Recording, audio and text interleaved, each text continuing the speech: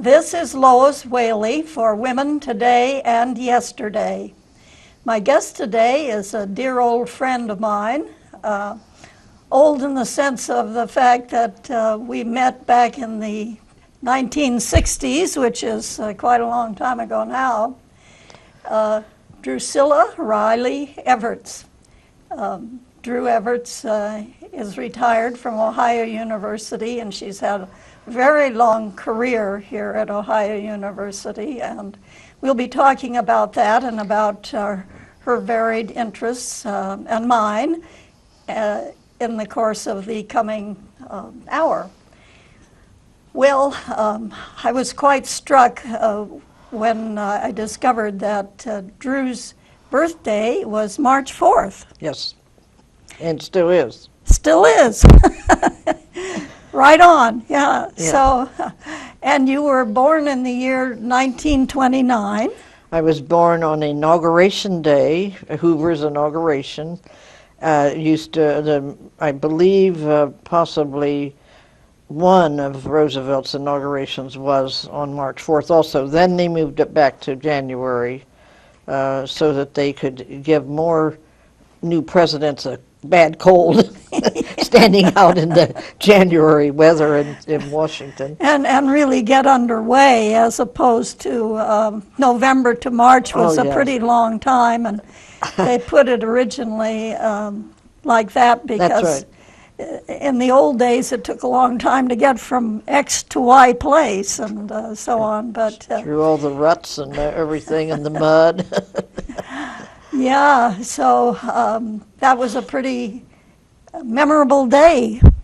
I'm afraid you don't remember it. No. No. But my mother did, because it also was the first inauguration conveyed to the public by radio, and I was born during the inauguration. She never forgave that. She brought didn't it up get many to listen. times. She was busy doing other things rather than listening to the radio on that day. Well, my birthday is June 20th, and in my book that I use here by Kirsten Olson called Remember the Ladies, this is one of those things that goes into women who were born or died on certain days. So it happens that Lillian Hellman shares my birthday, which is June 20th. Mm-hmm. And the other important historic thing that happened on June 20th was the fact that West Virginia became a state. It broke off from Virginia, of course, during the American Civil War. Mm-hmm. So it became a state on June 20th, 1863. And that's West Virginia State House Day. So now, I've understood that the reason West Virginia is such a weird shape was because of the railroad, that they didn't want, I don't know, the railroad to go into the south or something. Yeah, well, of course, the mountains are where right it goes there. up, though, by Wheeling and so on. That could be either Pennsylvania or Ohio. Right, the northern panhandle is very, very narrow up there by Wheeling, isn't it? Yeah. Mm-hmm. Wheeling has its own claim to fame. That was where Senator Joseph McCarthy first announced that he had the names of 100 State Department officials who were communists back in 1950. I don't believe he ever actually released that list. No, I haven't. He released everything else. Yeah, he was quite important. That was during a time when both of us were in college. Right. Right. And you went right here at Ohio University. Yes, I did. And that was the very first thing I followed on TV. Really? Because those were, I imagine, the first televised hearings. Mm-hmm. And it was a real zoo. Well, since then you've had a chance to do a lot of exploration of current American history going on, particularly the Supreme Court. Yes, and the Supreme Court had a very active day just yesterday with Obama's new plan to allow the people that sneaked into the country and never been gotten good citizenship. Undocumented. Yeah, undocumented people, but had children here, so they have children who are American citizens, and they are not. And they, of course, we all know from the Trump and some other people running for office now that they would like to ship them all back. And Obama's case that was heard yesterday was about saving 11,000 of these people who have been good workers, have been paying taxes, but they would have to catch up on all their taxes, be educated for citizenship, and have an opportunity to be permanent residents because of this. And that's what was heard yesterday. Right. Well, and there are definite hoops to jump through if one is an immigrant to become a citizen. Mm-hmm. I think I was hearing on the radio this morning, I guess it was from Houston, Texas. Anyway, it was a place where they were preparing immigrants. Well, that's the name of the case, Texas versus the United States. Oh, okay. And yes, the problem is in Texas, but the results that they would find would be far-reaching. And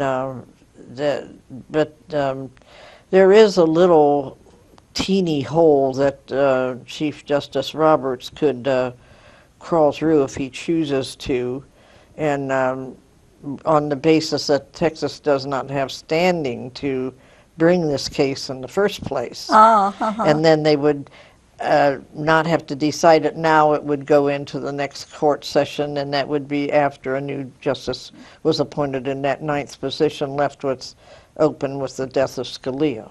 Right, right. So, of course, the Supreme Court is actually in a sort of a state of emergency because of Justice Scalia's death, which leaves 8 people, and they're pretty evenly divided between conservatives and Democrats. That is to don't say Democrats. Don't say Democrats. No, conservatives and liberals. Conservatives I don't okay. like names of parties to be connected with the Supreme Court justices at all. They should be unmindful of their party or any other political connection while serving on the Supreme Court, and they should judge each case by its legal merits. And and we actually have had people saying lately there are now 4 Republicans and 4 Democrats on the Supreme Court, and that is not good language to use. That's true, but is it not also true that the 4 conservatives were appointed by Republican presidents and the 4 liberals were appointed by Democratic presidents? Maybe that's not true. Yeah, the appointments, Roberts, Thomas, and Alito were appointed by G.W. Bush, and Ginsburg, Breyer, and Sotomayor and Kagan were all appointed by Clinton. Democrats. Yes. Democratic presidents. That's right. So who does that leave out? That's well, that is the. There's one person missing there. Oh, one I'm conservative, sorry. I think. Yeah. Yeah. Not that it's that vital, yeah, but no, but just wondering historically. Well, Roberts, Thomas, who the fourth conservative is. Yeah, I'm thinking. Thomas. Yeah. Thomas. Well, he was appointed. Oh, no, I said Thomas. Oh, you said Thomas. Okay. Yeah. Thomas. And that's the worst appointment we've had for a long time. Roberts, and there must be one more. Is he the person who's sometimes a swing person? Thomas. He was Scalia's second vote. He had a 99.1% agreement rate with Scalia. But I was thinking that whoever the fourth conservative is, I'm Well, just wondering who it might be. Let's see. let me see. Roberts, Thomas, Alito. I got Breyer? Sotomayor No. here. Hagan. Well, We're missing a justice here. can we edit Not that this? it's that vital, but Yeah. I just am kind of curious now as to who we're missing. Well, let's pursue something else, which is talking about the current case, and of course the Supreme Court is still hearing cases. They haven't. They've actually decided some cases, haven't they? Well, they decide a few as they go along, but the big decision time is the end of June. They want to be out shortly after the 1st of July, definitely before the 4th. Right. And all the important cases seem to have to wait to the end of the year. Right. Well, they And so get decisions written up Yeah. and so on. But I remember you mentioning something quite interesting about their deliberations and how they don't even allow anyone who is not a Supreme Court justice into the room. Oh, no, they don't even allow the coffee server. The junior justice has to go to the door and get coffee or refreshments of any kind, lunch or whatever, and and bring it into the room. All the servers can do is come to the door and knock on it. And so Stephen Breyer happened to be, who is the person we, he happened to be the junior justice for 17 years. Wow. So he was sick of that job. I'm still trying to solve our problem of what He must we have found been out. become quite an expert at balancing a tray or whatever. Well, Breyer is an interesting guy, and so many of the Supreme Court justices, though, have the same background. For instance, right now, there's nobody that isn't from either Harvard or Yale. Stanford, Rehnquist was from Stanford and O'Connor, but and then Justice Stevens, who was outstanding, was from the University of Chicago Law School. But there's a good deal of concern about the similarity of background, and also. Many were born with a silver spoon in their mouth, and people admired Sotomayor because she had a very hard childhood, being a Puerto Rican child in New York, and she also had developed type 1 diabetes as a child and had to take care of that herself because her parents were uninstructed on how to take care of that. So but she was just a really outstanding person academically, and did get to go to both Princeton on a scholarship for unfortunate people, and to Harvard for the same reason, to the law school. And so somebody like Thomas, for instance, says, well, no, we had no special consideration because of being a minority and so on. And of course he did. That's how he got into Yale. It wasn't his outstanding academic record that got him there. Interesting. Well, and of course, one of the interesting things about the current court is that President Obama has named 2 women, and that makes 3 women on the court. And the fourth woman is retired, O'Connor, the first woman. Yes, the first So woman. there have been 4 women served, but it was a long time between O'Connor and Ginsburg. It was about 12 years that they didn't appoint any other woman. But then, so this has been good to. And of course, when we get back to 9 justices, Yes, We really when, should have 5 women because there are more women than men.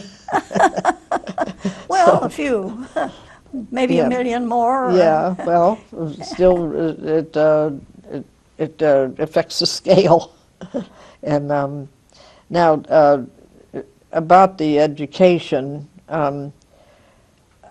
but there are really 5 of the current 8 that are from Harvard, including Ginsburg, because most of her education in law was at Harvard. But then she was married, and they moved to New York, so she finished up at At Columbia. Columbia. But Roberts, Kennedy, Breyer, Kagan, and most of Ginsburg are Harvard graduates, and then Yale is Thomas, Alito, and Sotomayor. Oh, So, okay. and so Well, these elite colleges and universities manage to get folks in there. You mentioned the first woman, Sandra Day, was born and raised in Arizona. She's a Westerner, and she went to Stanford, Yeah. like I did. In fact, as a matter of fact, I was there at the same time, although, of course, I didn't know her. Oh. But because Stanford is a large place, like most big colleges and universities. But yeah, and she's retired. She's been retired now for some time. She really regrets retiring, but her husband was so ill, and he had dementia sort of Alzheimer's. thing, and she was bringing him to work, and that involved having other employees help take care of him while she was in hearings and so on. Yes, So would be difficult. she just felt she had to retire, and then he died practically the next 6 months. Oh, So yeah. she wouldn't have had to, and she'd probably still be there actually, and because she's in very good health, but she chose to retire because of Yeah, him. but she must be in her 80s. Yeah, definitely, yeah. because I'm younger than she is, and I'm Yeah. in my 80s. So Yeah, yeah, that's right. and that's one thing that Supreme Court justices have no retirement age, do they? I mean, there's No, not it's any. a life appointment, but many times people retire at the proper moment, but one that hung on forever was Douglas, and the other justices covered up for him because he was becoming really senile. So there was a good deal of criticism about that. But He was there still in the 1970s. yes, and I can't remember his exact retirement time, but he wasn't making a whole lot of sense there at the end. But And I think he was appointed by President Roosevelt, wasn't he? Or if he wasn't, it was by Truman. yeah, well, Surely. and frankly, I've forgotten that too. Another thing that concerns people sometimes is that for years and years and years, there was no way any religion but a Protestant could get on the Supreme Court. And now there are none. That's right, no Protestants. There are 5 In Catholics terms of and the 3 background. with Jewish background. I know that Breyer is not what you call an observant Jew. He is, but that's his heritage, and he has no other church. But Ginsburg, Breyer, and Kagan are the only ones that are in the Jewish column, and all the rest are Catholic, and so was Scalia. Yes, So right. Scalia was a very big. So there were Catholic. 6 Catholics and 3 Jews Yes. before Scalia's death, and now there are 5 Catholics and 3 Jews. And for it was I knew the date, and now I can't recall it, when the first Catholic got on. Oh, yeah, I think I read something about it. Oh no, what I've read about was the first Jew who was appointed by Woodrow Wilson. That was And, Brandeis, wasn't it? Brandeis, I think. Yeah, that's Brandeis And, University. you know, there was a Protestant on the court who was, as you point out, they were mostly Protestants back in that day, then, who wouldn't even, scarcely sit in the same room with him. I mean, he would not be photographed with Brandeis. I mean, he was a really Really? terrible They didn't do person. any group Yeah. photo of the whole Something group? like that. Good heavens. Maybe he finally was dragged kicking and screaming to the official photographic event, but he was a big protester, and that was back in 100 years ago. That was in 1916, I believe. But that was something that was in the news relatively recently. Well, tell me, how did you first get so involved with the Supreme Court? Now, remind me again, I know that you have observed the Supreme Court at great length. Was that during years when you were on sabbatical leave? Yes, my last two sabbatical leaves were both at the Supreme Court for the full term. And I am the only human being that has sat through every single oral argument except for the clerk of court. So, and many of the cases are not very entertaining. They're very, very finite, and many cases about prisons, of all things. One man objected that he was uncomfortable in his cell because he could not sleep because the railroad was close. Oh. It reminded me of when the railroad went through Ohio University, and the Oh, people yes. at Mill Street Apartments were practically shaken out of their beds. Well, we lived on Stewart Street. Oh, You know, yes. we were only about 100 feet from the railroad in those days when we first came in 1964. Yeah. And now that's all sort of, actually they've even taken down that place that was the roadbed, you know, Yeah. that was, so you don't have to go bumping over it anymore, I don't believe. Well, and then there are all sorts of strange cases. For instance, the Muslim prisoners want to wear their Muslim gear, under which you could hide an arsenal. And the prison people, professionals, want everybody in tight-fitting jeans so you can see what they have on their body. And that's become an issue and so on. But in each case, there were many interesting cases and many important cases. It's interesting to see when one is coming up. For instance, the right for assisted suicide came up in one of my terms there,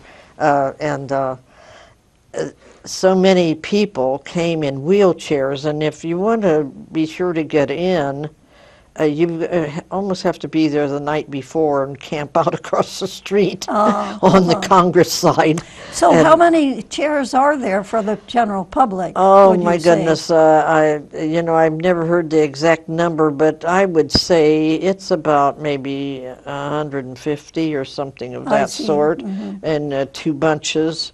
And of course, the press is way over on one side, and that's where I sat, and we naturally stayed for the whole argument. But some people can get in for the argument. Other people have to circulate in and out in 20-minute cycles. They are very, very quietly moved. You're not allowed to have pencil and paper with you. You have to check all your possessions in a locker. You have to sit up. You're not allowed to snooze. They'll come and knock on your head if you do, and then they just take the group out, and another group comes in quietly. I had before I started going to the Supreme Court as an observer, I was in Washington on another sabbatical working at the Reporters Committee for Freedom of the Press, because I taught journalism. And so I had a busload of Ohio University students come. I got a special grant for it, and it paid for the bus and for their overnight stay in a hostel of some sort.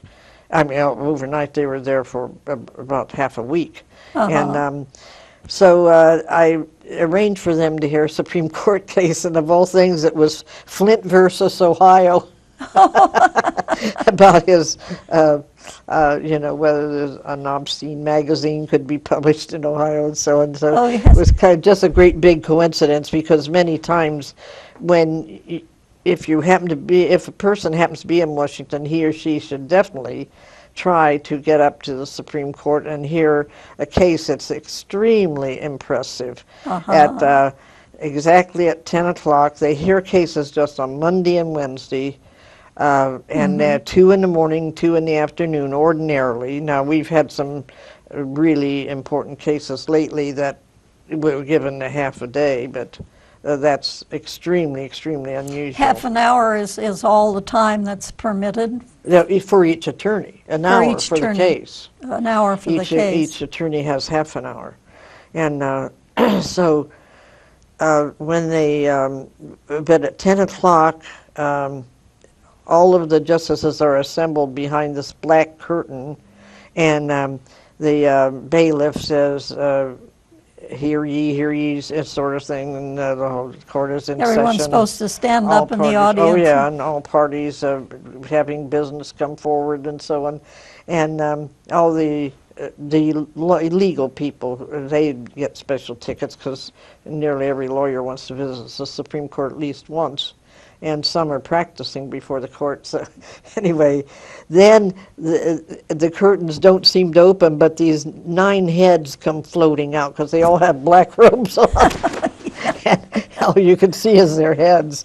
And it's just interesting how the whole thing is run. And the solemnity, and on the other hand, that it is open and people can hear what's going on. They will not televise it. They do not want to be TV personalities. They voted against it, and of course Scalia was a big leader in not televising it.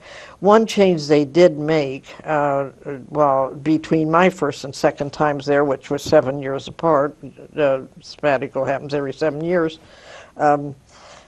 they started putting the names of justices on the transcript. You can get the transcript in 2 or 3 days after the case is heard. And but of course the reporters have to be there that day to put it in the newspaper what happened, but then they use those transcripts for later times too, and a lot of other people use them too. It's an important record. For my first term there, I have the only, one of the only listings of who was speaking when, and because the transcript will say the attorney's name, Brown, and then Court, Smith, and then Court, and so on and so forth. And so they, you can tell when they're speaking, but I just got a word, enough words that I could then go to the transcript later and put down Scalia or Breyer or whoever was speaking. Yeah. But anyway, the university grants sabbaticals for one's further education and participation in the world every 7 years. And I spent my first one at the Reporters Committee for Freedom of the Press. It helped redo their magazine, and enjoyed working with their editor, who was a very fine attorney from California. And then the second one I did, I wanted to be at a news service for an election time, and so I did the term when G.W. Bush was elected. And, that was 2000, G.W. Bush, yeah. And so then my first time at the Supreme Court then was 2007, and the second time was 2014. So just quite recently? No, must be the other way around, huh? Yeah. 2000 and 2007? Well, but you say Bush was elected in 2000. Well, Bush was elected in 2000, but he became president in 2001. Yeah. Well, it still wouldn't be right. Well, whatever. I don't have. And so anyway, that's the second time that I was there is when Rehnquist really had to step down because he was so sick.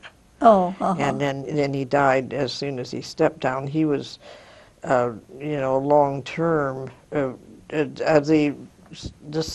court was the same for about 17 years. 17 years or so. Yeah, and he was the Chief Justice all that time, and he was so strict about the time, and he would actually make an attorney sit down in mid-sentence if it was half hour or something, because they had a little indicator there when they had 5 minutes, and then when they had 1 minute, and so on. And they got warning. yeah, and then he would make them quit. But this brings up my feelings against Scalia, and I was glad to see in this last couple weeks that Jeffrey Toobin wrote a scorching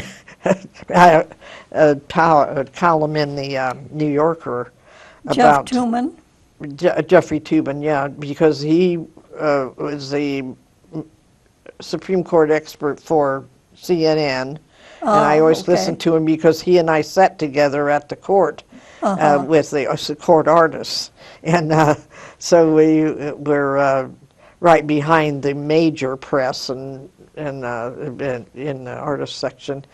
And I just had such a distaste for Scalia because he would play, many people spoke of his humor and his wit and so on when he died, but he used it in such a destructive way, and he always wanted everybody to know how smart he was and how funny he was and so on. So in the middle of a attorney's argument, and the poor attorney had a half hour to make his points, and other justices are asking questions all the time. Ginsburg is usually the first, but her questions make sense. But many times Scalia would just be making a joke, and then there's time for the audience to laugh, and then the attorney collects his mind and gets back to what he was doing.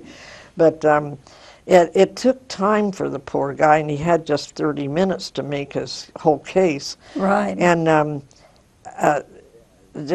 I always felt it was very disruptive. So when he died, and all these compliments about a great scholar, a great leader, a great everything that you could mention, and I thought, good night. I thought he was a disruptive horse's patoot myself, and he definitely was intelligent. There was no question about that. But anyway, then Jeffrey Toobin came on the air that night, and he was saying complimentary things. I said, Jeff, what happened to you?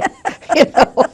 So anyway, then he wrote this article just within the next week. He wrote the article for the column for the New Yorker, and he really laid right, there were a number of some revisions made. Some other people came forth, but what he mentioned especially was that he said that Scalia devoted his professional life to making the United States a less fair, less tolerant, and less admirable democracy. Fortunately, he mostly failed, and some other guy that wrote against him said that fortunately his main things for which he's remembered are his dissents. And he was belligerent with his colleagues, dismissive of his critics, nostalgic for a world where outsiders knew their place and stayed there. Scalia represents a perfect model of everything that President Obama should avoid in a successor. And then he particularly talks about his revulsion toward homosexuality, and no matter what they ruled on treating homosexuals favorably, Scalia just shrieked in his dissent. He says, today's opinion is the product of a court which is the product of a law profession culture that has largely signed on to the so-called homosexual agenda, by which I mean the agenda promoted by some homosexual activists directed at eliminating the moral opprobrium that has traditionally attached to homosexual conduct. Well, heaven's sakes, this is so remotely, not connected what most progressive people are thinking. So, anyway, life has moved on that. But on the other hand, yeah.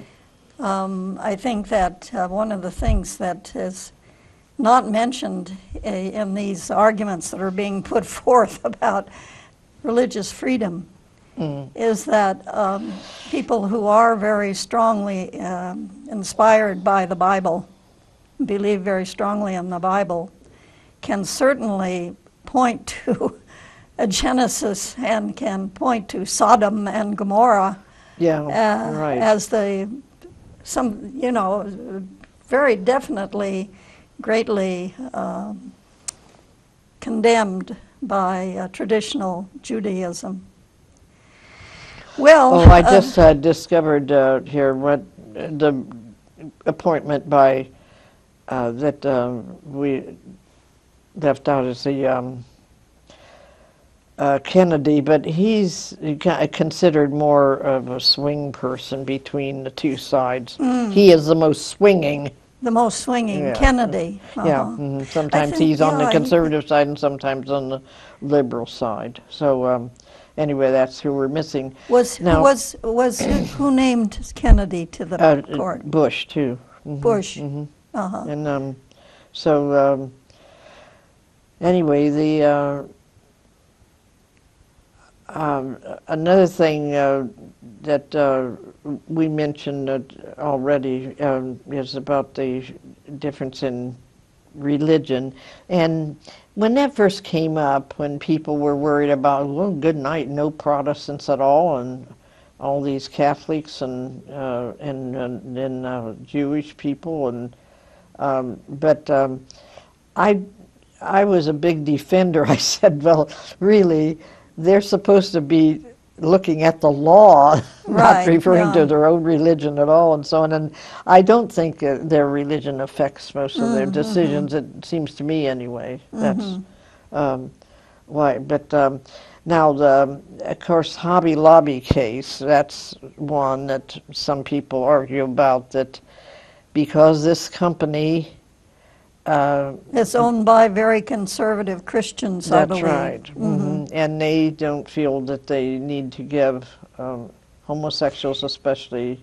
what was the point there? Was it that they didn't want to pay for medical insurance? Yeah, that's right. It's definitely... the bigger point was birth control. Birth control, oh, okay. But any deference to or equal treatment of, demanding that you had to treat homosexuals equally was also one of their objections. But birth control was a biggie because that was costing them money to cover the cost of birth control equipment and in the medical insurance, and they didn't want to do that, and they won. And so that's what... one thing that upset people, and thinking, well, that's because so many of them are Catholic. That's probably why they voted that way, but I don't think there's any way to prove it. Yeah, well, it's an interesting thing for women like us, shall I say, who are in favor of Planned Parenthood and birth control for those that want it. It becomes it's something which is just native to being a woman. Yeah, that is to say, because it's only the women who actually bear the children, and so having children makes such a big difference in your life, doesn't it? I know you have 4 children, and a number of grandchildren. 7. And 7 great-grandchildren. And 7 great-grandchildren? My goodness. That doesn't mean each grandchild has 1 child. No. I think you pointed out that it's actually your daughter Val who is the grandma. That's right. The big grandma of your children. Well, some of the grandchildren aren't old enough, too, are still in college. Yes, So, right. I mean, they could, but of course, they were Yeah. busy doing other things. But anyway, that's and my son is one that thinks that chose to have no children because he thinks the world's overpopulated. Oh, right. So there are those people too that have some pretty strong feelings about that direction. Right. Well, I'm a person who feels that the world is overpopulated, and the reason I think that is that when I was born in 1932, world population had just become 2 billion, and now it's 3.5 times that. Just in my own lifetime. You know, it took You mean all of time until 1932 to get to 2 billion human beings on the, Now on we the have planet. 7? And now there are seven plus Wow. billion people. And the difficulty with that is that all of those people make a difference. I mean, they use resources. They pollute the earth, shall we say, very often, and so on. And so it makes a big difference that there are now 7 billion people on the earth, as compared to 2 billion back when I was born, 1932. Well, the way things are going, we're doing away with the people, with all the Yeah, and that's in wars and spite so on. of the Second World Yeah. War and all the Yeah. terrible wars that we've been involved Oh, my with, not to goodness. mention the terrible civil wars that there have been in some countries, Oh, you know, yes. that And have killed today, millions of people. two earthquakes took care of a lot of people today. Yeah, right. And it's really, you wonder how we got 7 billion. Yes. Well, Well- it's do you remember a song that was popular, I think, maybe when we were in high school? It was talking about doing what comes naturally. I think that we all know that that's part of the problem, and that's one of the reasons why birth control is important, to sort of scale back a little bit that doing what comes naturally. Well, Oh, this is going to be an interesting spring to see how people are going to, on the court, are going to vote, and I'm sure they're putting off votes now to see if we might get a ninth justice. oh yeah. But it's getting really late. But what people such as Donnie and some of the other candidates, all Republican candidates, why they want to put this off, it isn't just a matter of putting it off from now till the end of this term. They wouldn't have a justice till I mean, the court then doesn't start again till the first Monday in October, and then it's going to put things off about 1.5 years. Right, If we don't have right. a justice appointed. Well, I now. think that's a real constitutional crisis. And I personally feel that Senator McConnell and Senator Grassley, who are the Republicans who are the leaders in the Senate, who would be dealing with the question of approving of a Supreme Court justice, I think that is really wrong. They're not doing their constitutional duty. Yeah, well, when you see them on the air, they certainly seem not cooperative and so on, but I know it's a very deep problem, and I can't, I don't know when we've waited the longest for a new justice. I haven't looked that up. But I don't think it's ever been anything like this. No, I don't know. I vaguely remember seeing something like maybe the longest it's ever been was like 150 days or something like that, which would be about half a year, you know. Yeah. But Well, if they can't even begin to, if they're waiting and to see who the next president is and who would make the appointment, you know, And then the fact that the president would not be even inaugurated until January 20th, That's right. 2017. Yeah. And then they would have to have a vetting of people and so on. Now, apparently, the man who has been proposed by President Obama is a judge who was considered he's in the New York, in the Washington D.C. So the appeals court. Appeals court, Yeah. Court of Appeals in Yeah. D.C. And he had been already vetted for Obama's other two choices. That's He had right. been looked at carefully by when Sotomayor and Kagan were actually nominated. And then another thing too is that his acceptance vote for the Court of Appeals was unanimous.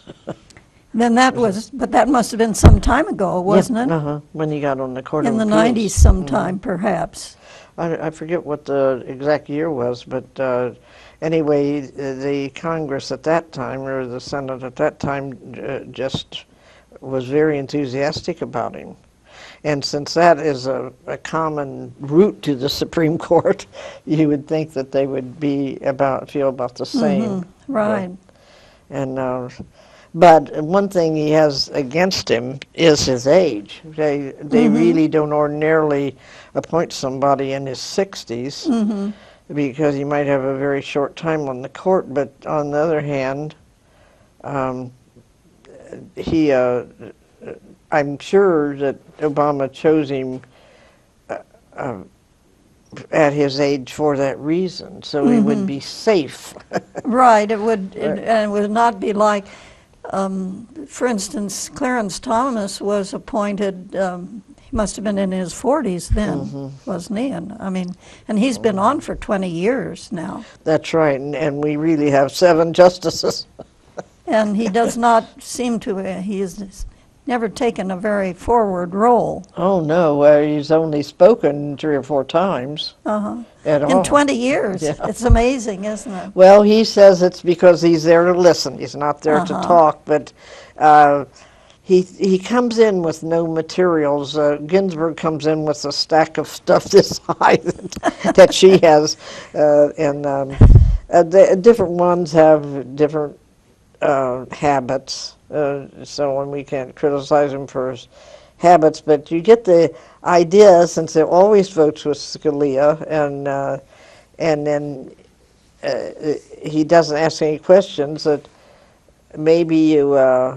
This is Thomas we're talking about. Yeah. That he isn't really studying the cases, but I've never heard, and I don't know if anybody's heard about how he acts in the arguments among the 9 justices. When they are discussing among themselves. He could be quite active for all we know, because nobody's supposed to tell what goes on in there. So, and you wouldn't have any other witnesses. It's interesting too that he's only the second black who's been appointed to the court. And the first was Thurgood Marshall. Yes, and Thurgood Marshall was rolling over in his grave, I'm sure. Well, Marshall was was an absolute leader in the, school integration. Well, school integration and generally in rights for African American citizens. Yeah, nice big buildings named for him now. Is that right? Where's that? It's to the right of the Union Station. Oh, okay. Yeah, the train station. What do they use it for? It's law business because the Supreme Court Associated Press reporter for years was one of our graduates. And so I always saw a lot of him. And when he retired from his Supreme Court AP job, that's where he went to work for one of the appeals court judges, and it's a beautiful building, but I have never been in it, frankly. So I've been in, of course, the courts Well, quite there a are a lot. lot of changes in D.C. You know, Bob and I lived in D.C. From 1959 to 1961 because he was doing his research in the archives there in D.C. Mhm. And we lived so close. We were right up on Capitol Hill. We were on C Street Southeast. And our house where we were living was a slum in the days that we lived there, which is why we could afford to live there. But now it's been totally gentrified. Yeah. You know, Gentrification, that's a big thing. this tremendous rents must be collected there because right across the street, they tore down the old row houses and they put up the new building. Mhm. It's named for Madison, I think. Anyway, you know, there are two Supreme Court buildings. Pardon me, there are two Library of Congress buildings. Yeah. Traditionally, there were two when we were there, and yes. this is the new one that was built right across. Yeah, that's where the current periodicals are. I don't know what they even do there. Yeah, well, the law library and the current periodicals are consume most of the building. Oh, is that right? In the new building, yeah. Yes, even things change in D.C. New buildings go up, and people change, and you mentioned that you were there at least 3 years. I mean, well, 2 years. No. Was it? Yeah, two at the court, and one at the Reporters Committee, and one at the Scripps Howard News Service. Yes. And then I went back to Scripps Howard News Service every year for vacation relief on their editing desk during the month of August, between when our summer school let out and when the fall quarter began. We were in quarters then. I worked those a couple, 3 or 4 weeks then, and then at Christmas time. And that's because Scripps Howard is one of the companies, you either use your vacation or you lose it. So people would be thinking, oh, I have 2.5 days left, or something like that. And you were there for their 2.5 days. Well, I mean, for the whole desk. The editing desk had, at the time, 6 positions. Right. So they needed somebody to cover for. Well, tell us a little bit more about that long ago time when you first came to Ohio University and decided to be a journalist. Oh, well, I decided to be a journalist way before the time I came to college.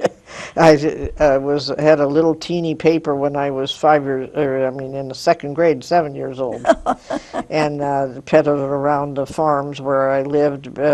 We were out in the country halfway between Akron and Canton. And then when I was in high school, when I was a junior, I wanted to be in the band so badly, and I wanted a uniform. And I played the piano, which is a terrible band instrument. So hard to march with it. Yeah, so I talked to the director about it, and he said, oh, well, you could do the cymbals. So I went to one band practice. It was in the morning before school started. And coming down with those cymbals when you're not used to that is really tough. pretty clashy, right? Right. And so you stuck with the newspaper. Well, I'm getting to that one. So I left that band practice. I'm pretty proud of myself for making a complete idiot of myself. And I was going down the hall, and the journalism teacher caught up with me and wanted to know if I wanted to be editor of the school paper. And I said, what? Because it was always the senior, but she taught Latin 1 and 2 and English Lit and journalism, and she didn't like any of the seniors. She knew them. And so you were a junior at the time. So I got so I took that editorship. Then I had to drop out of the band. My band experience was 1 day long, and so then I. Did you come to Ohio University like during a summer when you were still in high school? They didn't have that workshop then. They didn't have those workshops in those days. But the next year, then I had to be editor of the yearbook, and our spinster journalism teacher had eloped and gotten married and taken a year off. So I was editor of the yearbook without an advisor. And the man they brought in to teach journalism could barely get the paper out. He knew very little about it, really. And so we kids did get the yearbook out. It was late. It was over budget. It was everything that could be, but it still was out. So why did you choose Ohio University? So, I went to the Akron Public Library, and I looked up in a book what different colleges, and I wanted to stay in Ohio, and I wanted to go to State University because of, being cheaper and so on. I had some scholarships to Ohio Wesleyan and a couple other small schools that size, but I had heard that you had to be in a sorority or you were nobody and schools like that, and I just, at that time, I'm not saying that's true now, but anyway, and I wanted to study journalism, and the only journalism programs in Ohio were at Ohio U, Kent State, and Bowling Green. So you came down and met George Lasher, yeah, and also well, his daughter? I came here because in that book I looked up, Ohio University had more Czechs than any other school. So I applied here, and then I took his famous introduction to news writing course, which was mainly diagramming sentences. And so I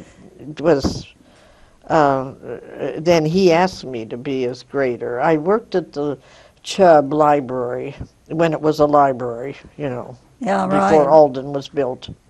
And I was sitting at the we're just about done, Drew. Okay. I was sitting but we've gotten you to Ohio U as an undergraduate, and you made a big splash here. Lasher was just such a distinguished man. Everybody just, thought so much of him. And I was sitting at the checkout desk one night at the library and working, and he came in the library, and I thought, oh, there's Mr. Lasher. He came up the 2 or 3 or 6 steps there, and then he kept coming in my direction. I just felt, oh my goodness, he's going to see me. Well, he wanted me to be his grader.